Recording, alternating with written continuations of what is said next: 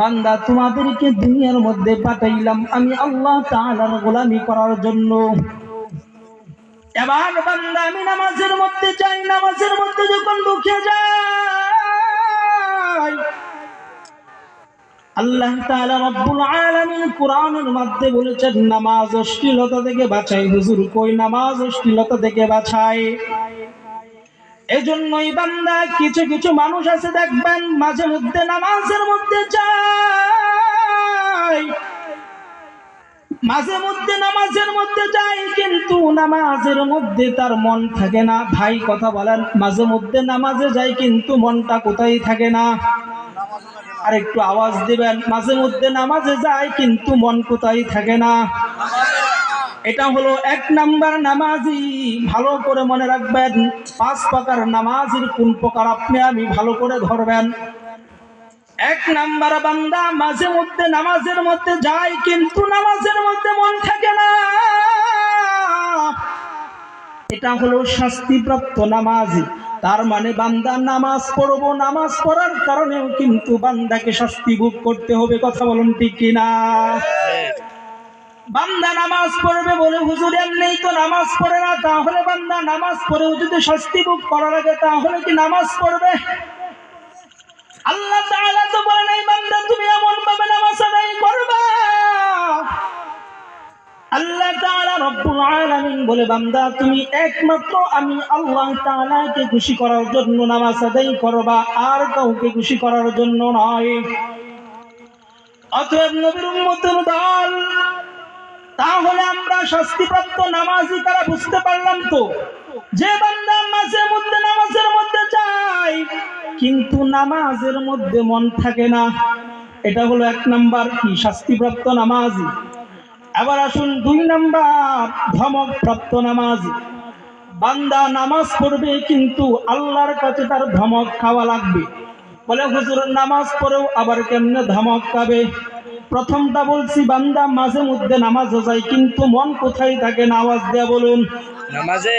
2 number হলো আজান পড়লে 5 ওয়াক্তই নামাজও যায়, অর্থাৎ নিয়মিত নামাজও যায় কিন্তু মন থাকে না কোথায়?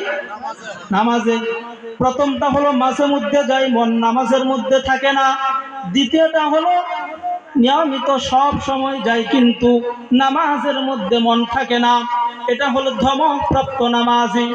ওই নামাজি ব্যক্তি যখন নামাজ পড়ে ওই নামাজি ব্যক্তি কখনো গুনাহ থেকে বাঁচতে পারবে না। আচ্ছা আপনারাই বলুন তো দেখি, ওই সমস্ত নামাজি কি কখনো অশ্লীলতা থেকে বাঁচতে পারবে? আওয়াজ দিয়া বলুন বাঁচতে পারবে? আবার কখনো এই সমস্ত নামাজি অশ্লীলতা থেকে বাঁচতে পারবে না। এবার হলো সওয়াবপ্রাপ্ত নামাজি। 3 নাম্বার কি প্রাপ্ত নামাজি? ভালো করে পয়েন্টগুলো মনে রাখবেন, পরে আপনারা বুঝতে পারবেন। এতদিন মরা নামাজ পড়ছেন, অল্প সময় আপনাদেরকে বলে যাব কিভাবে তাজা নামাজ পড়বেন। আজকে থেকে নিয়ত করবেন এতদিন যা পড়েছি সব মরা নামাজ, আজকে থেকে তাজা নামাজ পড়তে রাজি আছি তো ইনশাআল্লাহ? তাহলে ভাইরা আমার যে কথাটা বলতেছিলাম, 1 নাম্বার নামাজি হলো বান্দা মাঝে মধ্যে নামাজি যায় কিন্তু মন নামাজের মধ্যে থাকে না। 2 নাম্বার বান্দা নিয়মিত নামাজের মধ্যে যায় কিন্তু মন নামাজের মধ্যে থাকে না। 3 নাম্বার হলো সওয়াবপ্রাপ্ত নামাজি। বান্দা ওই নামাজ হলো বান্দা নামাজের মধ্যে দাঁড়াইছে, বান্দা নামাজের মধ্যে দাঁড়ানোর পর শয়তানের সাথে জিহাদ করে নামাজ শেষ করেছে, এইটা হলো ক্ষমাপ্রাপ্ত নামাজি। প্রশ্ন আসতে পারে হুজুর শয়তানের সাথে আবার কেমনে জিহাদ করেন? আমার ভাই ভালো করে কথাগুলো শুনে রাখবা। তুমি আমি যখন নামাজের মধ্যে যখন দাঁড়াই, দুনিয়ার যত ঝামেলা যত কথা আছে সব মনের মধ্যে আসে কিনা? নামাজ থেকে আমার ধ্যান বাহিরে চলে যায় কিনা? নামাজ থেকে যখন আমার ধ্যান বাহিরে চলে যায় আমি তো মনে করি আমি তো নামাজের মধ্যে আছি, আমি তো আল্লাহর সামনে দাঁড়াইলাম। বান্দা ওই মনটাতে বাহিরে চলে গেছে, ওই মনটা বান্দা আবার নামাজের ভিতরে নিয়ে আসে। আবার বান্দা নামাজ পড়ে বলে আমি তো আল্লাহর সামনে দাঁড়ালাম, আবার অন্য একটা চিন্তা চলে আসলো, আবার বান্দার মন নামাজ থেকে বাহিরে চলে গেল। এমন হয় কি হয় না? আওয়াজ দিয়ে বলুন হয় কি হয় না? এই জন্যই আল্লাহ তাআলা বলে এমন ভাবে যদি বান্দা একবার মন নামাজ থেকে বাহিরে চলে যায়, আরেকবার মন বাহির থেকে ভিতরে চলে আসে নামাজের, এমন ভাবে যদি কোনো বান্দা নামাজ আদায় করে, আমি আল্লাহ তাআলা রব্বুল আলামিন ওই বান্দা পূর্বে যত গুনাহ করেছে ওই সব গুনাহ আমি আল্লাহ তাআলা মাফ করিয়া দেই। সুবহানাল্লাহ। অতএব নবীর উম্মতের দল, আমরা 3 নাম্বারটা জানতে পারলাম। 3 নাম্বারটা কি বলছি? ক্ষমাপ্রাপ্ত নামাজি। কথা আমার বুঝতেছেন না মনে হয়। 3 নাম্বারটা ক্ষমাপ্রাপ্ত নামাজি। এবার আসুন 4 নাম্বার। 4 নাম্বারটা হলো সওয়াবপ্রাপ্ত নামাজি। ওই সওয়াবপ্রাপ্ত নামাজি হলো ওলিদের নামাজ। বান্দা যখন নামাজের মধ্যে দাঁড়িয়ে যায়, দুনিয়ার কোন খেয়াল বান্দার অন্তরের মধ্যে আসে না। আরে ভাই, বান্দা যখন নামাজের মধ্যে দাঁড়ায়,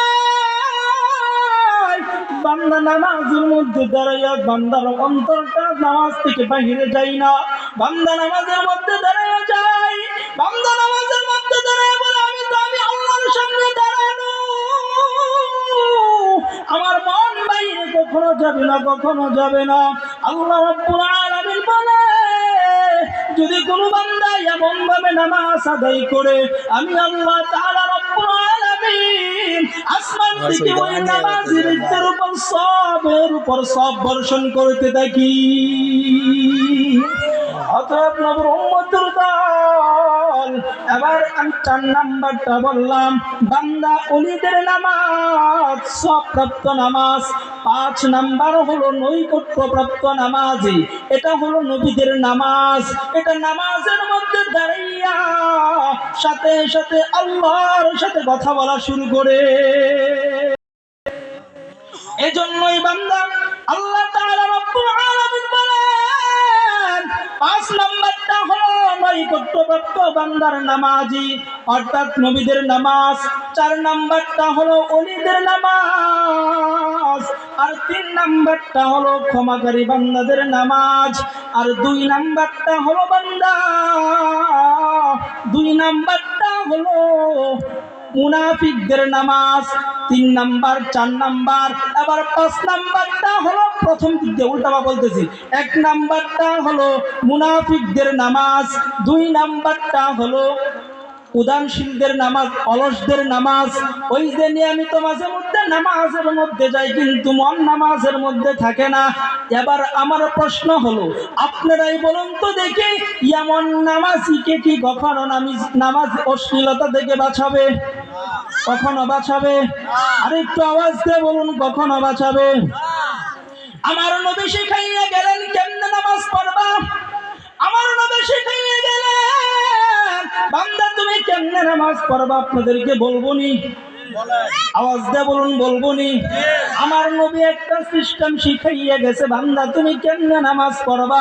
বান্দা আমি যখন বাসা থেকে নামাজের জন্য বের হব, বান্দা মনে মনে চিন্তা করবো এই বাড়ি থেকে আমি শেষ বিদায়, যেন আমার জীবনের শেষ বারের মতো বাড়ি থেকে বের হচ্ছি। আমি নামাজ পড়ার জন্য মসজিদে যাচ্ছি, আমি নামাজ পড়ার জন্য মসজিদে মনে হয় এটাই আমার শেষ নামাজ। আমি মসজিদ থেকে বের হলে মনে হয় আর আমি মসজিদে ঢুকতে পারবো না। বান্দা ওজুটা যখন বানাইলাম, মনে মনে চিন্তা করবো হয়তো মানে জীবনের শেষ ওজু আমি বানাইলাম, আর কখনো নামাজের জন্য ওজু বানানোর সুযোগ পাবো না। বান্দা আমি যখন মসজিদের মধ্যে ঢুকে যাব, বান্দা আমি যখন তাকবীরটা দিব, আল্লাহু আকবার, সকলে বলুন আল্লাহু আকবার। বান্দা আমি যখন আল্লাহু আকবার বলে তখন নিয়তটা বাঁধবো, বান্দা মনে করবো আমি জীবনের শেষ তাকবীরটা বেঁধে ফেললাম। বান্দা আমি যখন তাকবীরটা বেঁধে যখন রুকুতে যাব, মনে মনে চিন্তা করবো মনে হয় জীবনের শেষ রুকুটা আমি দিয়ে ফেলছি। বান্দা রুকু থেকে যখন দাঁড়াবো, আবার যখন সিজদার মধ্যে যাব, বান্দা আমি মনে করবো জীবনের শেষ সিজদাটা হয়তো দিয়ে ফেলছি। বান্দা এমন ভাবে যদি আমি নামাজ আদায় করতে পারি, দেখবেন আল্লাহ তাআলা রব্বুল আলামিন বলে বান্দা অবশ্যই অবশ্যই নামাজ তোমাকে অশ্লীলতা থেকে বেঁচে থাকতে পারবে না। অবশ্যই বান্দা তোমাকে নামাজ অশ্লীলতা থেকে বাঁচাবে। এজন্যই নবীর উম্মতের দল। তাহলে আমরা বুঝতে পারলাম তো 5 প্রকার নামাজি বান্দা 2 নাম্বারটা হওয়া যাবে না। এখন যদি দেখে কোনো বান্দা গুনাহ করে, এখন যদি দেখে কোনো বান্দা সুদ খায়, বান্দা সুদ ছাড়তে পারে না, বান্দা নামাজ পড়ে, আমরা মনে করব তুমি প্রথম 2 প্রকারের কোনো এক প্রকার কথা বলুন, ঠিক কিনা? কোনো বান্দা যদি নামাজ পড়ে গুনাহ ছাড়তে পারে না, কোনো বান্দা যদি নামাজ পড়ে খারাপ অশ্লীলতা থেকে বাঁচতে পারে না, আমরা ধরে নিব ওই বান্দা প্রথম 2 প্রকারের কোনো এক প্রকার। এই জন্যই আম্মাজান আয়েশা রাদিয়াল্লাহু তাআলা আনহা বলেন, আম্মাজান আয়েশা রাদিয়াল্লাহু তাআলা আনহা বলেন, আল্লাহর নবী যখন নামাজের মধ্যে দাঁড়াইতেন, আম্মাজান আয়েশা রাদিয়াল্লাহু তাআলা আনহা বলেন, আমাদের ঘরটা একেবারে ছোট্ট ছিল। আম্মাজান আয়েশা রাদিয়াল্লাহু তাআলা আনহা বলেন, আল্লাহর নবী যখন নামাজের মধ্যে দাঁড়াইয়া যাইতেন, আল্লাহর নবী যখন নামাজের মধ্যে দাঁড়াইতেন, আমার পা দুটা সোজা করে শুয়ে থাকতাম। আমার পা দুটা যখন সোজা করে শুয়ে থাকতাম, তখন আল্লাহর নবী সিজদা দিতে পারতো না। কেন আল্লাহর নবী সিজদা দিতে পারতেন না? কারণ ঘরটা তো একেবারে ছোট।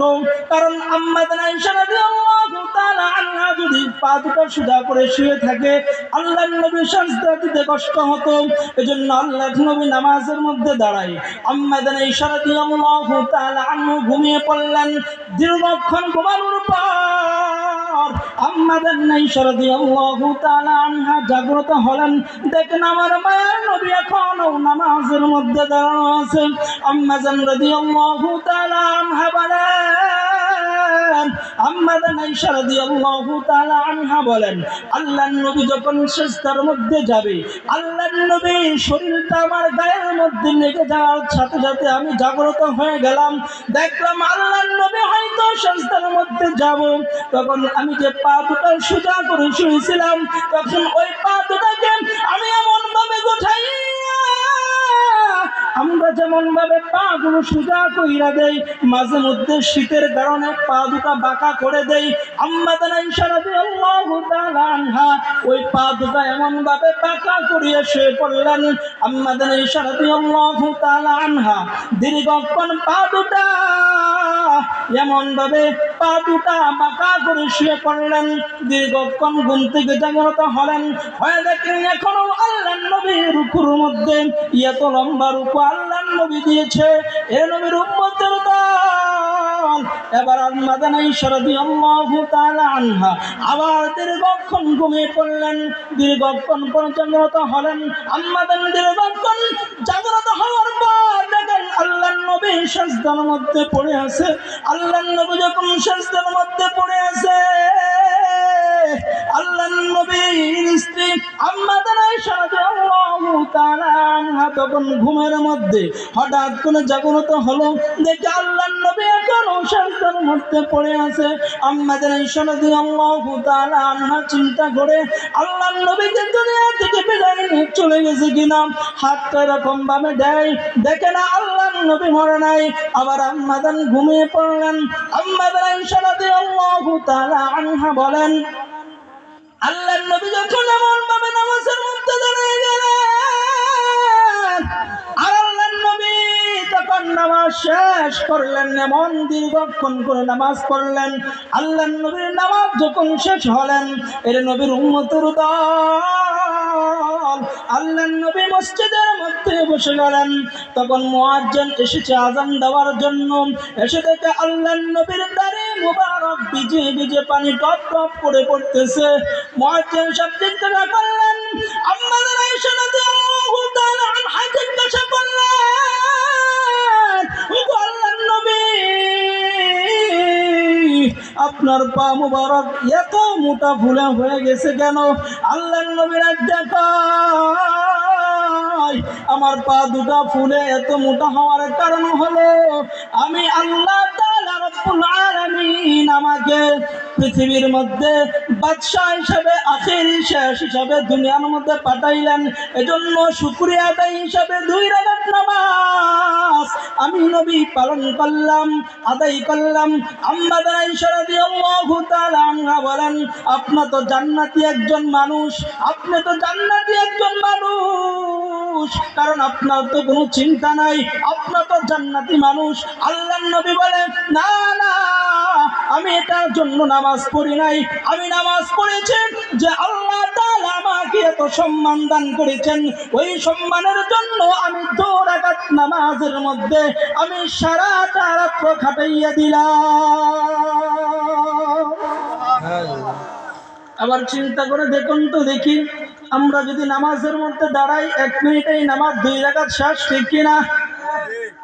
দুনিয়ার কত পেশান, দুনিয়ার কত ব্যবসা বাণিজ্যর চিন্তায় নামাজের মধ্যে দাঁড়াইলে তাড়াতাড়ি, যত তাড়াতাড়ি নামাজ শেষ করে মসজিদ থেকে বের হতে পারি ততই যেন আমার লাভ। কিন্তু আল্লাহর নবী তেমন ভাবে নামাজ পড়তেন না। আমার মায়ার নবী যেভাবে নামাজ পড়তেন, আমরা তো সেই নবীরই উম্মত, কথা বলুন ঠিক কিনা? আমার নবী কত মুহাব্বতের নবী, কত মায়ার নবী। আমার নবী প্রত্যেকটা কাজ শিখাইয়ে গেছে উম্মতকে, উম্মত তুমি এমন ভাবে নামাজ পড়বা, তুমি এমন ভাবে চলবা, তুমি ওই রাস্তা দিয়ে চলবা। এ উম্মত, তুমি যদি ওই রাস্তা দিয়ে চলো তাহলে তুমি গুনাহ থেকে বাঁচতে পারবা, ওই রাস্তা দিয়ে চললে তোমাকে জাহান্নামে নিয়ে যাবে। আমার নবীকে আমাদেরকে এগুলো জানাইয়া দিয়ে যায় নাই, জানাইয়া দিয়ে যায় নাই। বলে হুজুর কই দিয়ে গেছে? আল্লাহর নবী তো আমাদের সাথে সরাসরি কথা বলে নাই, কিতাবের মধ্যে উলামা কেরাম পেয়েছে, এগুলো সারা বিশ্বে দাওয়াতের কাজের মাধ্যমে ছড়িয়ে দিয়েছে, ঠিক কিনা? সরাসরি কি কেউ নবীজি সাল্লাল্লাহু আলাইহি ওয়াসাল্লামের সাথে কথা শুনেছি আমরা? কিন্তু কার মাধ্যমে এসেছে? সাহাবায়ে কেরামের মাধ্যমে, উলামায়ে কেরামের মাধ্যমে আমাদের পর্যন্ত এসেছে, সাধারণ মানুষ পর্যন্ত পৌঁছেছে, ঠিক কিনা? তো হাক্কানি উলামায়ে কেরাম আমাদেরকে যেভাবে বলে সেভাবেই চলতে হবে, কি হবে না? আওয়াজ দিতে হবে। আমরা কিভাবে চলবো? হাক্কানি উলামায়ে কেরাম যেভাবে বলে সেভাবে চলবে, নাকি যারা বাতিল যেভাবে বলে সেভাবে চলবো? কোন দিকে চলবো? হক পথে নাকি বাতিল পথে? একটা আওয়াজ দিত। ইমানের আওয়াজটা তো দুর্বল হওয়ার কথা না, মুসলমানদের আওয়াজ থাকবে সিংহের আওয়াজের মতো। কারণ মুসলমানরা তো ওই সমস্ত নাস্তিক বেঈমান যারা ইসলামকে নিয়ে কটূক্তি করে মুসলমানদের মধ্যে বিভেদ সৃষ্টি করতে চায়, ওই সমস্ত নাস্তিক বেঈমানদেরকে মুসলমানরা কখনোই ভয় করতে পারে না, কথা বলুন ঠিক কিনা? আমাদের ঈমান থাকবে এমন ঈমান যে আল্লাহু আকবারের ধ্বনিতে, আল্লাহু আকবারের ধ্বনিতে যারা ইসলাম বিদ্বেষী তার অন্তরের মধ্যে কম্পন সৃষ্টি হয়ে যাবে, কথা বলুন ঠিক কিনা? অতএব মুসলমানের ঈমানের আওয়াজ, ঈমানের পাওয়ার থাকবে সব সময় উঁচু। কারণ মুসলমানরা তো সব সময় উঁচু, মুসলমানরা তো সব সময় একটা মূল্যবান সম্পদ। আমাদের ঈমান যদি মজবুত হয়, দেখবেন ঈমান যদি মজবুত হয় তাহলে কোন নাস্তিক বেঈমান আমাদেরকে আবল তাবল বুঝাইয়া আমাদের কাছ থেকে ঈমান কখনোই নিতে পারবে না, পারবে না, কথা বলুন ঠিক কিনা? আজকে যান পাহাড় অঞ্চলগুলোর মধ্যে যান, দেখবেন টাকা দিয়ে, আপনাকে জমি দিয়ে আপনার কাছ থেকে আপনার ঈমানকে ছিনিয়ে নিয়েছে। কারণ সে তো সাধারণ মানুষ, আজকে টাকা পেয়েছে, আজকে সে দুনিয়ার মধ্যে চলতে পারে না। ওই সমস্ত নাস্তিক বেঈমানেরা আপনাকে টাকা দিয়েছে, আপনাকে একটু জমি দিয়েছে, আপনাকে একটু ঘর দিয়েছে, বান্দা ওই যদি আপনার ঈমান যদি দুর্বল হয়, ওই টাকার কাছে আপনার ঈমান বিক্রি হয়ে যাবে। আপনার ঈমান যদি দুর্বল হয়, ওই ঘরের কাছে আপনার ঈমান দুর্বল হয়ে যাবে। আপনার ঈমান যদি দুর্বল হয়, ওই সমস্ত টাকার কাছে আপনার ঈমান বিক্রি হয়ে যাবে, কথা বলুন ঠিক কিনা? অতএব আমাদের ঈমানকে মজবুত করতে হবে। সকলেই রাজি আছে তো ইনশাআল্লাহ?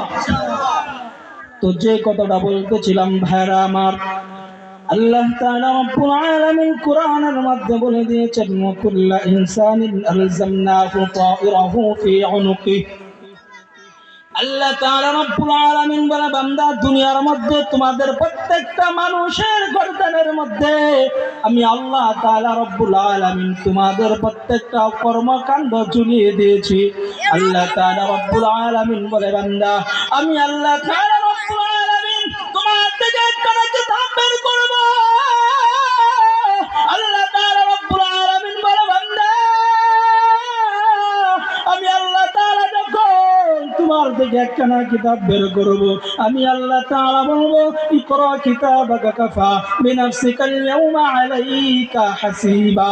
এরে বান্দা আল্লাহ তাআলা যখন বলবে বান্দা ওই কিতাবটা তুমি খোলো, বান্দা ওই কিতাবটা যখন তুমি খুলবা বান্দা কিতাবের মধ্যে তুমি দুনিয়ার মধ্যে যদি জাররা থেকে জাররা পরিমাণ গুনাহ করে থাকো আল্লাহ তাআলা যে কিতাবটা বের করবে আল্লাহ বলবে ইকরা কিতাবাকা কাফা বিনাফসিকাল ইয়াউমা আলাইকা হাসিবা। বান্দা ওই কিতাবটা তোমার সামনে উন্মুক্ত থাকবে, বান্দা তুমি পড়তে পারবা।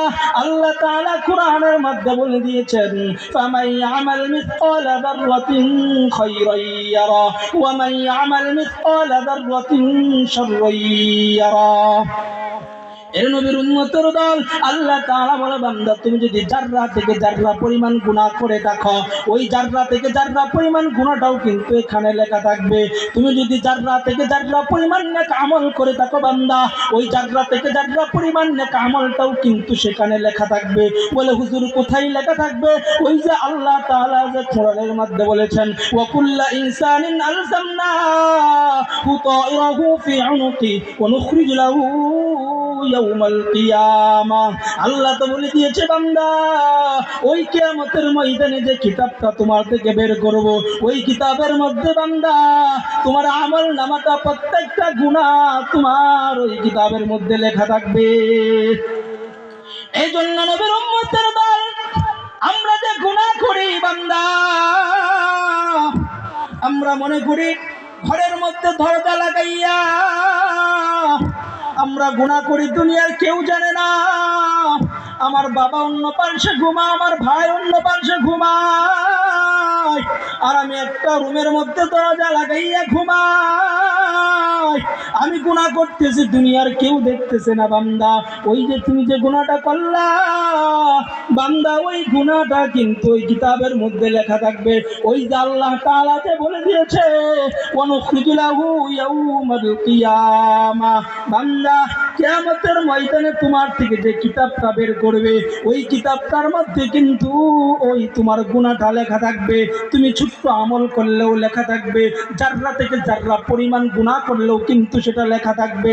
এজন্যই আল্লাহ তাআলা রব্বুল আলামিন কোরআনের মধ্যে বলে দিয়েছেন فمن يعمل مثقال ذرة خيرا يره ومن يعمل مثقال ذرة شرا يره। এরপর আল্লাহ তাআলা বলেন আনিল ইয়ামিনি ওয়া আনিশ শিমাল আনিল ইয়ামিনি ওয়া আনিশ শিমাল আনিল ইয়ামিনি ওয়া আনিশ শিমাল। বান্দা আল্লাহ তাআলা রব্বুল আলামিন বলে বান্দা আমি আল্লাহ তাআলা রব্বুল আলামিন তোমার দুই কাঁধের মধ্যে দুজন ফেরেশতা বান্দা আমি আল্লাহ তাআলা রব্বুল আলামিন তোমার ডান কাঁধের মধ্যে একজন ফেরেশতা আছে, বাম কাঁধের মধ্যে একজন ফেরেশতা আছে। বান্দা হয়তো আমরা দেখতেছি না। আল্লাহ তাআলা বলে বান্দা তুমি যদি ভালো কথা বলো ওই ডান কাঁধের ফেরেশতা লিখে ফেলবে, বান্দা তুমি যদি খারাপ কাজ করো তাহলে ওই বাম কাঁধের ফেরেশতা লিখে ফেলবে। এর নবীর উম্মতের দল আল্লাহ তাআলা রব্বুল আলামিন কোরআনের মধ্যে বলে দিয়েছে বান্দা তুমি দুনিয়ার মধ্যে যে কোনো গুনাহ করো না কেন, তুমি যদি ভালো গুনাহ করো বান্দা তুমি যদি খারাপ গুনাহ করো প্রত্যেকটা গুনাহই কিন্তু তুমি সেই দিন দেখতে পাইবা, উন্মুক্ত থাকবে তোমার সামনে, যে কেউ করতে পারবে, কোনো সমস্যা নাই। বান্দা তখন তোমার মাদ্রাসায়ও পড়া লাগবে না, অটোমেটিক তুমি তোমার কিতাব খুলবা আর তুমি দেখবা ওই কত ঘরের মধ্যে এত কোণার মধ্যে তুমি যে একটা ছোট্ট গুনাহ করেছিলা ওই গুনাহটাও কিন্তু এখানে লেখা। কি ব্যাপার, কে লিখলো? আল্লাহ তাআলা তো বলে দিয়েছেন ওই যে দুইজন ফেরেশতা যে আল্লাহ তাআলা কাঁধের মধ্যে বসিয়ে দিয়েছেন, তুমি ভালো কথা বললেও লিখে ফেলবে, খারাপ কথা বললেও লিখে ফেলবে। অতএব বান্দা আমাদের আল্লাহকে ভয় করার দরকার আছে না নাই? আর আওয়াজ দিয়ে বলতে হবে আছে না নাই?